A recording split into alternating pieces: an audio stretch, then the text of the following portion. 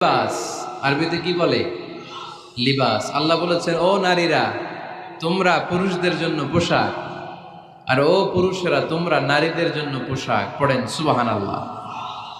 পোশাকের বেসিকলি তিনটা কাজ। কয়টা? কেউ কথা কয় না, আরো জোরে বলেন কয়টা? এখন আওয়াজ আসলো কোত্থেকে? আওয়াজ করে উত্তর দিবেন, চিল্লায় বলেন পোশাকের কাজ কয়টা? এভাবে শেষ পর্যন্ত খোঁচায় যেন সাউন্ড বের করা না লাগে, স্বপ্রণোদিত ভাবে উত্তর করবেন, ক্লাসের মতো হোক। তিনটা কাজ। এক নম্বর কাজ হচ্ছে পোশাক ইজ্জতের আবরু, লজ্জাস্থান ঢেকে রাখে, ঠিক কিনা? আমাদের লজ্জাস্থান ঢেকে রেখেছে আমাদের পোশাক।